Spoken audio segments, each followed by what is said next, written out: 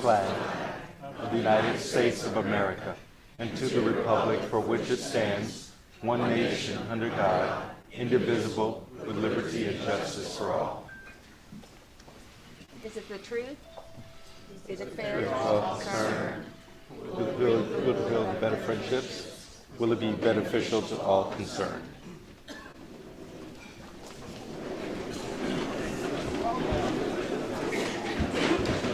And now Brian Haldane will introduce today's guests.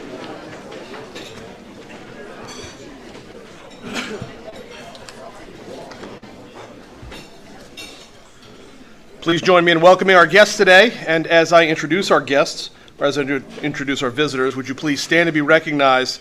Members, please hold your applause until all have been introduced, and we got a stack of them today. So, Shannon Foreman, Angela DeGravel, Stephen Barnes, Wendy Daniels, Chris Brown, Justin Gode, Emmett Robbins, April Downs, Steve Carville, Thomas Hayward, Kizzy Payton, James Gilmore, Kyle Talbert, Matthew Pinchback, Jennifer Carwile, Alfredo Cruz, Melissa Parmalee, Sharita Taylor, Colleen Riles, and Michelle Hannett. Ladies and gentlemen, a round of applause for all of our guests today.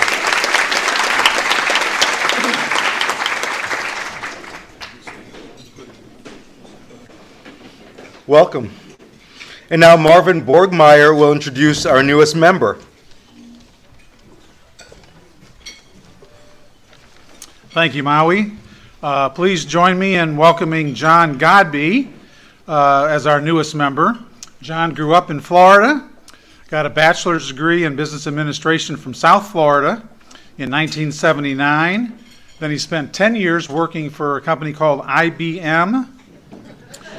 But he saw the handwriting on the wall a little bit, and then went to Tulane to get his master's in business administration in 1989. He's been in wealth advisory work for the past 32 years, of which 20 years have been here in Baton Rouge. And the last 12 of those 20 years have been with J.P. Morgan, where he's the executive director in the private banking sector there. John has been active in the Baton Rouge community. He was a board member at the Southside YMCA and also the treasurer, as we like to use those bankers for treasurer jobs. And similarly, he was the secretary-treasurer of the LSU Museum of Art Board during his volunteer work, and that's where I first met him. Don't tease him about art, though, because he might take offense. And he has been in the Baton Rouge Rugby Club for about 10 years and served as president of the Baton Rouge Rugby Club from 2006 to 2008, so he can take care of himself there. John is married to his wife Gretchen for 20 years now, and she's a veterinarian in town. John enjoys music, reading, exercise, including trips to Orange Beach, and I happened to run into him at the Flying Harpoon a couple years ago when we were both in Orange Beach at the same time. So a very nice guy. Please join me and Andrew Olin in welcoming John to the Rotary Club of Baton Rouge.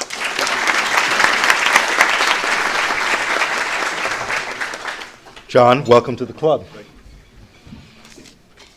Today's head table, to my right, your left, Fred Sibley, who led us in the pledge, immediate past president and chairman of the board, 100 Black Men of Baton Rouge Limited, retired. Marvin Borgmeyer, manager, ExxonMobil, retired. John Godby, our newest member. Paula Dawson, president, Junior Achievement, Greater Baton Rouge. I'm Maui Tachi, your club president. Jay Daniels, our speaker, who will be more formally introduced.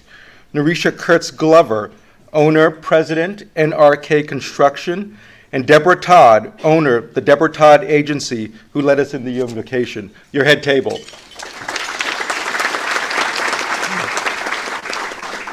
We haven't seen him in a while, so Ken Gonsolin is here with a joke.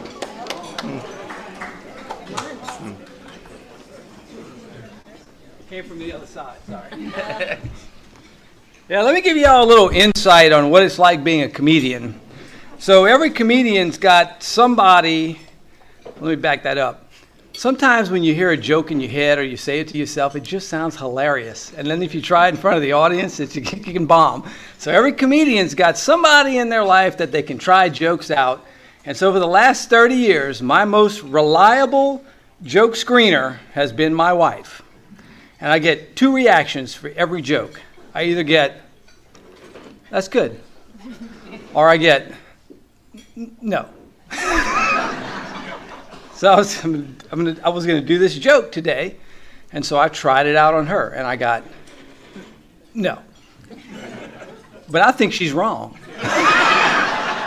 For the first time in 30 years, I think she's wrong. So I'm going to let you, my trusted Rotary audience, be the final arbiter of this dispute between me and my wife. Now, I know this puts a lot of pressure on you, and could put you in between me and my wife. But don't worry, unless one of you rats me out, she's never going to find out. She's watching. She's not watching that. All right, here we go.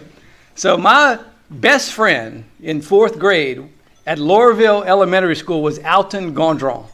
Now, Alton was kind of the smart aleck of the class, but I remember one time in math, the teacher said, "Alton, now let me ask you this question. If I give you 2 cats and another 2 cats and another 2 cats, how many cats you got?" Alton said, 7. Now she said, "I don't think you understood, Alton. Listen to me again. I'm going to give you 2 cats and another 2 cats and another 2 cats. So how many cats you got?" He said, 7. She said, "Alton, if I give you 2 apples and another 2 apples and then another 2 apples, how many apples you got?" Oh, he said 6. She said, "How you get 7 cats but 6 apples?" Oh, he said, "I got a cat at home."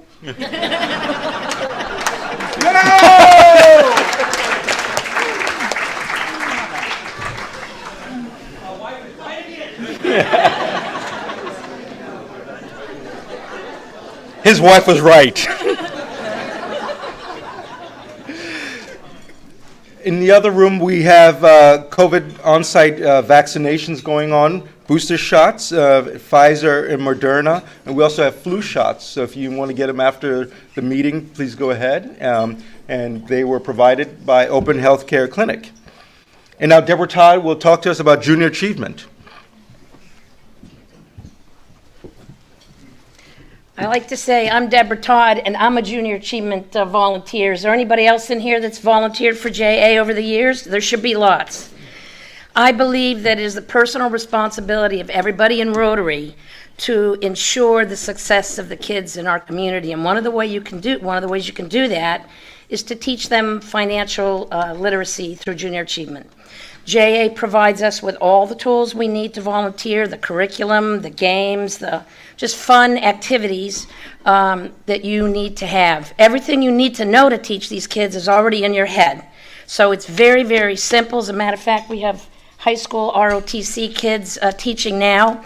So what we need, because JA has been so successful and other schools are asking us to have more volunteers and to add the curriculum, we need everybody in Rotary to step up, look at your calendars, see if there's a date in 2022. I think there's a list on your desk. We also need some volunteers for December. It is very, very easy. It takes 3 or 4 hours of your time one morning. And I think if everyone in here took one day in 2022 and volunteered, we could make a big difference in the community. And I dream one day, like we had today, some kid, it almost makes me cry because I've been in JA since 1969, coming up here and joining Rotary and saying, they're standing here because of some Rotarian that came and inspired them when they were a kid. So we can all do that. So thank you. Yeah.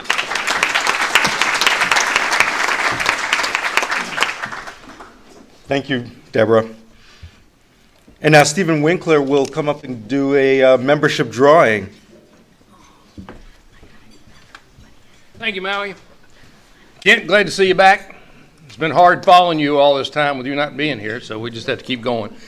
As you know, ladies and gentlemen who are guests with us today, we encourage you, after you see what a wonderful meeting we have today, to submit your application as well to join us. This is a fabulous organization. We do lots of wonderful things. Junior Achievement, just one that Deborah mentioned. We got water projects across the globe, a number of projects we have going on here. So I encourage those of you who are guests with us today to follow up with us and become a member as well. And what this is doing, what I'm doing today, is for those members who have encouraged others to join us, we have a little drawing for some special gifts for them. And of course, Jay, we always have a little something special for the speakers. So if my crack team will load up the dial, we will spin the wheel, or we won't spin the wheel.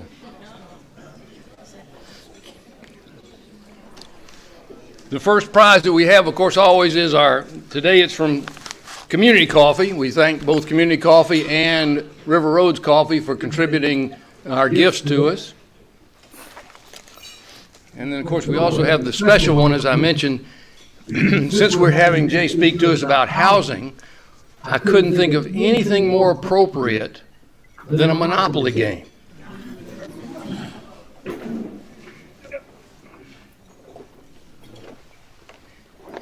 And Jay, does politics ever come into play in your business? No. Okay. This one is the House divided version, so I thought it was most appropriate for us today. And we may get to do this next week, because I don't want to belabor our speaker at all. So our crack team will do this for us next week.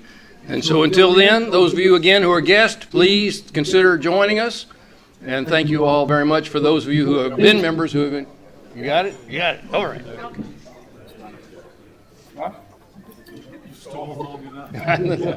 Michelle Hardy. Michelle Hardy. All right, Michelle Hardy, are you here? All right, Michelle Hardy gets the coffee, and who gets the Monopoly game?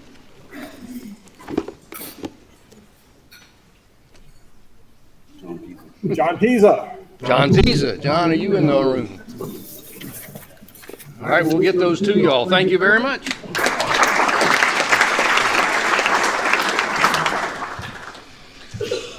Next week is Thanksgiving week, so we will not have a meeting. We will be off. And on Wednesday, December 1st, our guest speaker is Todd Stevens, Mary Bird Perkins Cancer Center President and CEO, and he will be speaking to us about the changing landscape of cancer care in the South. Jay, every week, the Rotary Club Foundation donates a book in the speaker's honor to Crestworth Elementary, and today's book is Head Over Heels First Kiss by Leah Tadano. So thank you for coming in. And now Narisha Cricks-Glover will introduce today's speaker.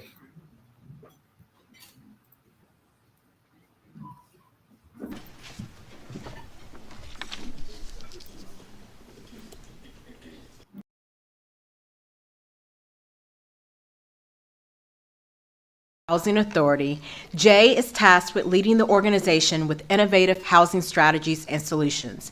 He views East Baton Rouge Parish's Housing Authority as a unique and ideal opportunity to broaden and strengthen the organization's position as a leading affordable housing provider, leveraging public and private resources. Jay credits himself with being the connective tissue between public and private sectors. Over the past 25 years, he has created a successful multidisciplinary track record as an experienced leader in Atlanta, Georgia, and Charlotte, North Carolina, in multifamily development, public-private partnerships, mixed-income housing, green building design, economic development, and urban revitalization. Since arriving in Baton Rouge in 2016, Jay successfully repositioned Partners Southeast into regional affordable housing developer by attracting new capital sources and increasing the deal pipeline. Once appointed as CEO in 2018, Jay effectively led the organizational transformation of East Baton Rouge Parish Housing Authority and Partners Southeast. Most notably, he led the local stakeholder collaborative, which secured the $29.5 million Choice Neighborhoods grant from the U.S. Department of Housing and Urban Development to transform a housing authority community and the surrounding neighborhoods to create over $330 million in leveraged investments. In addition, Jay is leading the transformation of EBR's Housing Authority's portfolio, which will yield over 2,500 new residential units totaling over $250 million over the next 5 to 10 years. Jay holds a bachelor's degree in finance and real estate from Morehouse College. He also holds professional designation of Certified Commercial Investment Member. He is also joined today by his wife, Wendy Daniels, a developer and owner of Beechwood Residential. She's a Baton Rouge native, and they have 4 beautiful children. I present to you Jay Wesley Daniels.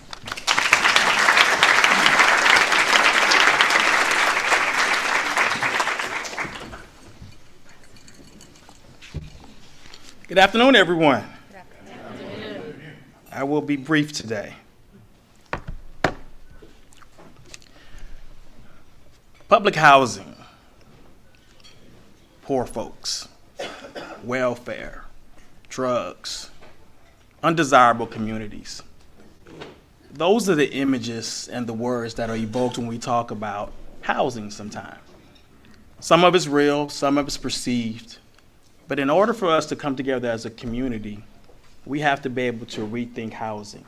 In order for us to achieve who we are as a community, as our great potential that we have to be able to rethink housing. Words matter. We have to be able to change our vernacular. We don't no longer have public housing. We don't have tenants. We don't have projects. We don't have Section 8. We don't subsidize families. What we do, we have affordable housing. We have workforce housing. We have senior housing. We have families, communities. We have the opportunity to provide housing choice. Again, we don't subsidize our families, we invest in our families. So we have to change the vernacular. And once we're able to create an opportunity for us to shift how we view things, then there's a relatable opportunity in which we all can come together and talk about affordable housing and be able to rethink housing today. You start by rethinking housing by really talking about our families. Right now we serve close to 13,000 people across the parish, including the city of Iberville. I'm sorry, the city of Plaquemine. We serve also 5,400 families through our housing choice vouchers. We have 913 families that live in our 13 communities. We serve 3 distinct populations: our working families, our elderly families, and our disabled families. Most notably, 800 of our children also reside in our housing communities, which is also part of our focus. Now, I'm going to show you a little fact.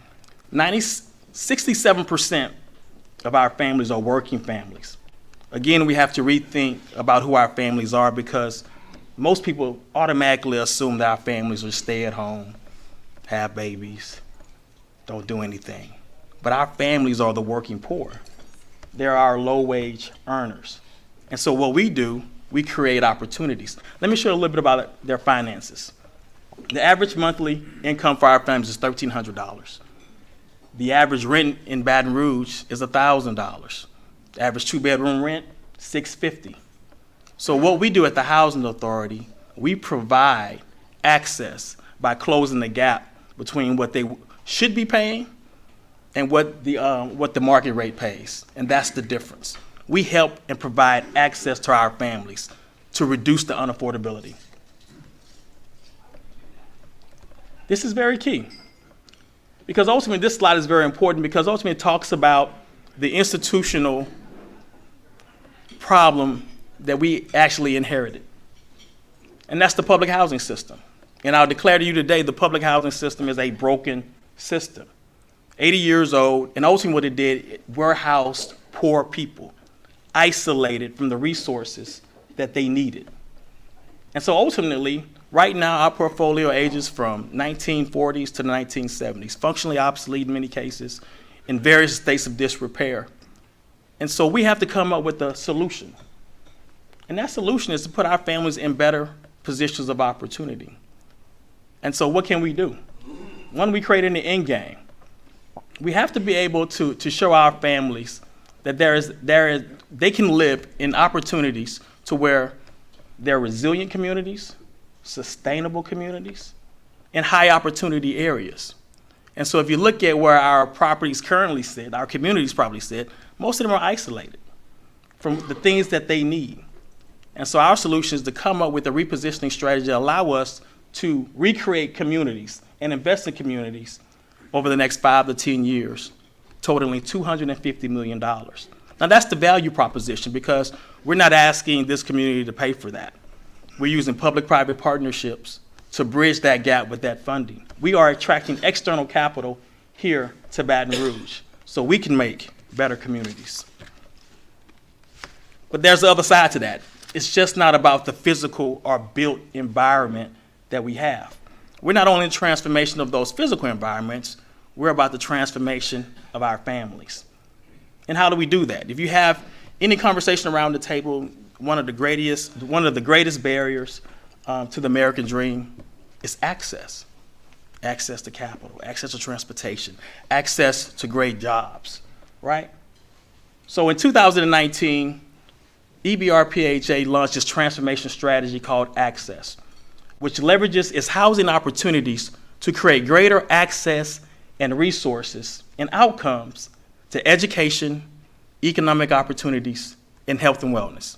I'll say that one more time. Education, economic opportunities, and health and wellness. We believe if we can substantively address those key things, then we combat poverty, because ultimately that's what we're combating, right? We're fighting poverty, and those three things assist in us fighting poverty. So how do we do that? We view the Housing Authority as a docking station. And so what you see represented in that graphic are all of those partners. And I didn't mean to slight any partner, but it would have become very, very difficult to list all the partners that we have. But this is a very good example of the partners that we have. The City of Baton Rouge, YWCA, East Baton Rouge Parish Schools, the Baton Rouge Area Foundation, Louisiana Housing Corporation. All of these individuals, all these organizations plug into the Housing Authority to our families to provide those resources. Because the access transformation strategy cannot be executed by the Housing Authority alone. We must support it with partners. It is a partner-driven solution. We surround our families with all of these partners because in many cases they're already serving these families. So now there is a central location, a central place in which your organizations, whatever that may be, can come to the Housing Authority and reach our families. That is the opportunity that we have with access. And here is just simply put.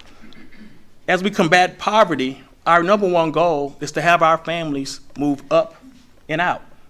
We undergird them with health and wellness, both mental and physical. We start with education because education combats poverty. It's the pathway out of poverty. Once you have the education and properly educated, then you are afforded access to those economic opportunities, right? Does that make sense to everybody? Absolutely. Great. So then you ask, well, Jay, give me an example of access and how we can come together as a community. I show you one right here with our Choice Neighborhoods grant. If you go back to the slide where we had all our partners, that partnership wheel and that docking station is representative of the partnerships that we presented to HUD 2 years ago when we successfully secured $30 million for our grant. Bringing the partners to the table to show that this community is invested in Baton Rouge, invested in the families. And so what you have here is just a representation of that. How do we combat poverty? Education. So we created an educational spine. What you see represented here is Lobdell over to your right. The center spine is Ardenwood Drive. The northern boundary is Greenwell Springs. Through the commitment, through the mayor and the MOVE EBR, which this entire community voted for, the mayor committed to constructing a connector road. The connecting road starts at the McKay Automotive Technology Center. Remember, we're talking about education and economic opportunities, right? And then EBR Schools constructed and developed the CTEC, the Career Technical Education Center, another educational asset. And off the success of those two institutions, they then built a collision center, furthering that educational aspect. So now we have the opportunity to connect those assets to Ardendale Drive. What sits at the corner of Ardendale Drive, or Will? The YWCA. What does that mean?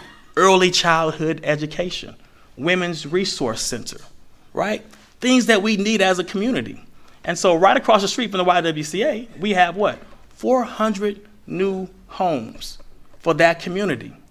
And then that street is then connected to Capitol Middle School, Melrose Elementary. What we created here is an education center, an educational spine that whether you are a female looking for workforce development opportunities, whether you're a student looking to further education, you can do it right here in this community. A holistic approach to community revitalization, sustainable, resilient communities. Okay, let's talk about ecosystems. Perfect example. Cypress Pinchback, 99 units, senior development. After the flood, the state, along with others, identified our senior population as our most vulnerable population. And so look what we've done here. We have created a $24 million senior community. Sponsored by EBRPHA and Partner Southeast, which is the development arm of the Housing Authority. How do we make that work? Well, we bring in architects, right? Coleman Partners is our architect. Again, one thing, we have a philosophy within the Housing Authority. Things that we develop, things that we build, doesn't look like affordable housing.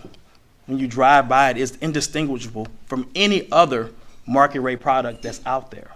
Because sometimes when people build affordable housing, you can tell, you can drive by, it looks horrible, it just it doesn't look good. And right there, you've stigmatized families that live there.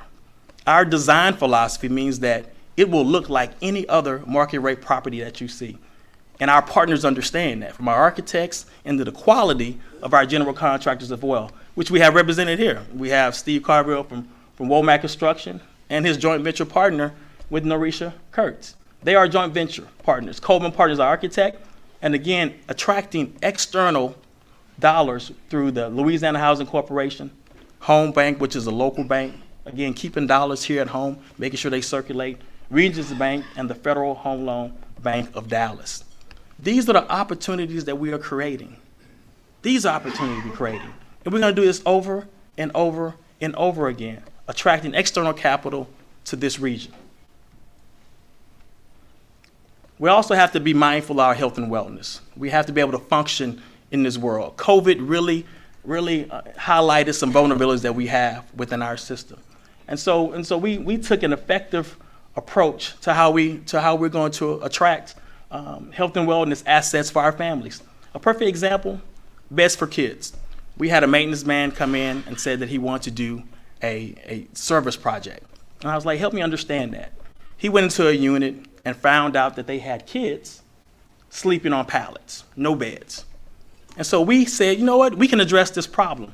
Because if it attracts here, if it lives here, then it lives in other developments, right? And so we found out we had 50 kids portfolio-wide that were sleeping on pallets or makeshift beds. And so we went to our philanthropic community, some of our well-heeled citizens, and our other organizations that came in, and we raised over $25,000 to create beds and buy beds for those families. What does that mean? That means that kid at this point has the ability to go to bed, get 8 hours of sleep, and then go to school and be ready to learn. We talk about educational outcomes. We just helped that kid improve his educational outcome because now he has the ability to get a full night's rest. Little things. This is where empathy intersects execution. We identified a problem, we create a solution, and we execute it. Those are community-driven solutions that we have at the Housing Authority. We did the same thing for beds. Baton Rouge has an infant mortality rate that is twice that of the national average. Sometimes due to SID, and most often due to co-sleeping arrangements, to where the baby exhibits some type of accidental smothering because they are sleeping with their parents in the bed. We save lives because we identified there were 18 families that did not have baby beds for their families. So again, we went back to the community, Junior League of Baton Rouge, granted $5,000 so we can support our families, thereby saving lives. These are the things that we're doing in the community. We're helping moving them up and out. We create opportunities and we tell our families, this is not a permanent solution for you. This is temporary assistance, right? So your job as a family is to move up and out. And we're gonna provide you with all the resources and access that you need to be successful to move up and out. If you see represented in that picture, there's a family, there's a young lady with her daughter. And what we do, we celebrate success in our organization. And so we installed a bell. So when a family comes in and they say, thank you, Housing Authority, thank you for the temporary assistance, because we needed it. We installed a bell and they come out and they ring their bell. One, to bring everybody out of their office, right? Because we're gonna celebrate this. The second bell is when that family said, I'm done. Thank you. You helped me, you assisted me, and I appreciate that support. Now, the other side of that, now this family has created another opportunity, right? Because there's a family that's waiting on that voucher to use, so we get a twofer on that one, right? Again, constantly promoting the success of our families and giving them opportunity to move up and out. I don't know if you knew that the Housing Authority is probably one of the best tools that you have here inside the parish, and I'm gonna tell you why. We have the ability to attract external investment every year from investors. We talk to them, whether they're in New York, California, they want to invest in Baton Rouge in Louisiana. We represent that opportunity. Secondly, we are not supported by local taxes. There's no millage associated with our operations. Our operations are supported by the revenue that we generate from the operation of our federal programs, as well as developer fees from our development activities. Secondly, we leverage those opportunities through other public and private partnerships that we have. We are a true economic driver within this parish. We create jobs and we create greater private investment. This is a perfect example. You can't see the bottom of it, but that $36 million is the $36 million that we invest with our 1,200 landlords on an annual basis every year. Whether you're a small mom and pop shop or whether you own a 300-unit apartment community, we invest $36 million in this Baton Rouge region every year. Secondly, you look at $30 million from our Choice Neighborhoods grant, which is then leveraged to $300 million worth of development that will happen over the next 3 years. And lastly, the $250 million that are going to be invested over the next 5 to 10 years as we reposition our portfolio. Those are numbers. Those are true numbers. That is real investment inside this community. So then you ask, how do we partner? Well, for one thing, start by inviting us to the table. Call us, talk to us. We want to be a part of your organizations. We want to be part of the solutions driven by this community. Advocate for access, advocate for better education, advocate for better economic opportunities, advocate for health and wellness. Lastly, support our capital investments. Whether you're talking to some elected official on a local or state or federal level, tell them the good that we're doing here at the Housing Authority and tell them how we need to be continually supported. Lastly, tell our story. If you like what you've heard today, we appreciate it. Tell someone else. This is a community-driven organization, and we want to be part of it. We're about our families. We're about our communities. We're about investing in this community. And so as you go and leave today and you rethink housing, think about how we transform families. Think about how we transform communities. And that's how we rethink housing. Thank you. I'll take questions. Jay will take a couple of questions. Yes. I commend you guys on what you're doing. I think it's fantastic, especially what you're doing for the elderly. But specifically, what are you guys doing to address people that are unhoused, whether temporarily or chronically, or the mentally ill people who maybe don't have physical handicap or have issues that need to be addressed? Sure, that's a very good question because we get calls about that all the time. And because we are a housing authority, people automatically opt to us when it comes to housing solutions. So we are a permanent housing provider.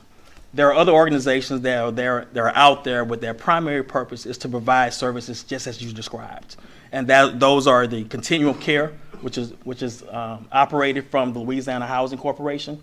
in which they are directly plugged into those organizations that address homelessness, that address the mental illness, and other organizations such as that. So even though we don't directly operate in that realm as it relates to temporary housing, but ultimately our job and our hope is that at one point, once they become stabilized, we can then offer them a housing opportunity where they can stay in one of our communities. Yes? Was one of your earlier slides some of the projects you have already done? Yes, so are the projects that we are. Which ones they are, where they are? Sure. So everyone is familiar with this St. Jude Church on Highland. If you go down Gardere, between the Louisiana Soccer Association and Teakwood Apartments, there's a 5-acre tract in which if you drive down today, you'll see cypress pinchback under construction and ready to be delivered in July of 2022. The next one we have, go back, so everyone familiar with the Ardenwood area? All right, good. We can move past that one. And then, That was the one. there it is. So if you look at the top right-hand corner, that's Northview. That is a property that's directly located from our office. That's 8 units, and that is a alternative use of our parking lot, existing parking lot, where we can create housing opportunities. The second one is on North Boulevard, where we have a property under contract where we'll create close to 300 units, both market rate and low income. The third one is Cypress River Lofts, which is near the water campus located on Oklahoma Street. We're set to break ground on it at the beginning of the year. And then the last picture is represented for our Ardendale redevelopment. Very good. Yes. Can you talk a little bit about outcomes? So we have Ardenwood and it's this educational spine, and how are those kids doing compared to kids in other places? Or, you know, the programs where we're trying to get them up and be out of poverty, what percentage of families really are ultimately getting out of poverty that go through that? And that's a great question. And not so, only the total stats, but is that being measured? absolutely, and that's part of our Choice Neighborhood Grant, because it's not a factor of just giving an organization money and saying, we hope, right? There has to be measurable outcomes, and that was part of the original grant application. And so we have a human development company that comes in, works with our families, all 93 families that currently are located at Ardenwood Village, and they track the progress. They create life plans for an entire family, and they constantly monitor, they meet on a monthly basis and monitor their progress to ensure a level of success for our families. And hopefully at some point in time, after the end of the grant period, we'll be able to report out those outcomes. Thank you for that. Yes? You're operating grants at 81% for your revenue. As you continue to invest 250 or get 250 million, do you see the need for grants to depreciate over time and you generate revenue internally from the assets that you own? Sure. So in affordable housing, there's always a gap. So grants are one of our primary opportunities to really fill those gaps. As we talked about, tell our story and promote our capital investments, the Louisiana Housing Corporation is one of those key organizations that help fill the gap for a lot of our developments, as well as the city of Baton Rouge as well. And so, yes, so we like to be a victim of our own success, but at the same time, there will never be a point to where we don't need additional resources for our communities. Yes, sir. Yeah, I appreciate what you do. Thank you. One of the things that I have a big concern about, I have a number of rental properties. One of them is a sober living house, which is temporary housing. Mm-hmm. Is there any affiliation that you have in your organization with sober living arrangements for people with drug addictions, alcohol addiction? We don't. Obviously, there are many organizations out there that serve that need. As I talked with the gentleman, we mostly deal with permanent supportive housing, right? I'm sorry, permanent housing. But there are other organizations out there that exist that provide those type of resources for those individuals that have those challenges. But I would love to have that conversation to see how we could fully support those organizations as well. Yes. So I frequently hear that we don't have enough vouchers. Talk to me a little bit about how do we have enough housing to support more vouchers? How do we get more vouchers? Sure. We have lots of folks who are still not adequately housed. Sure. So everything's a function of cost, and we operate our federal programs, and Housing Choice is that federal program.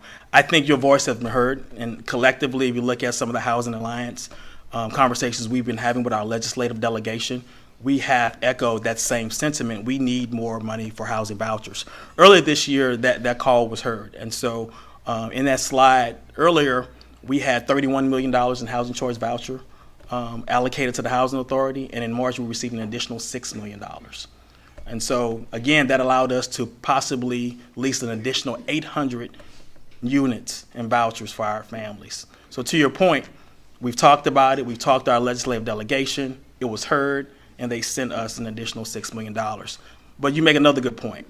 There is always going to be a need for affordable housing.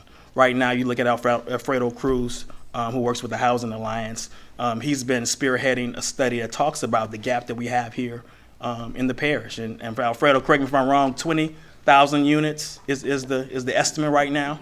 And so that is the part, and that's the role that we play as an organization to make sure that we're trying to meet that need for affordable housing. And that's just one tool on the development side. Housing Choice vouchers is another tool that we also can continue to advocate for. Thank you. Is that it? All right. One more. One more. Hey, Summer. Thanks for the shout out on CTEC. Of course. Can you talk a little bit about the areas with the food desert and what y'all are doing to help maybe attract Sure. groceries and fresh food? Sure, and that's a very good question, because we talk about, retail follow rooftops, right?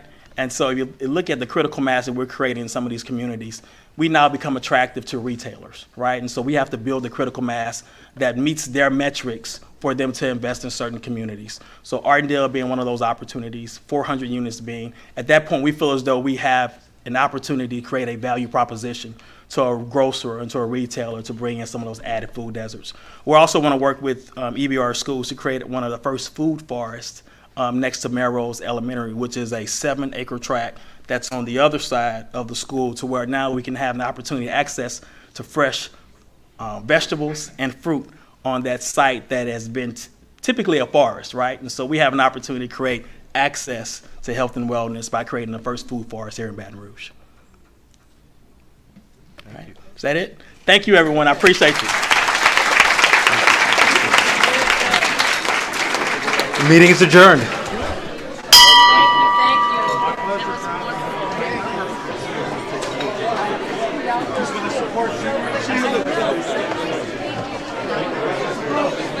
Was that okay? Very good.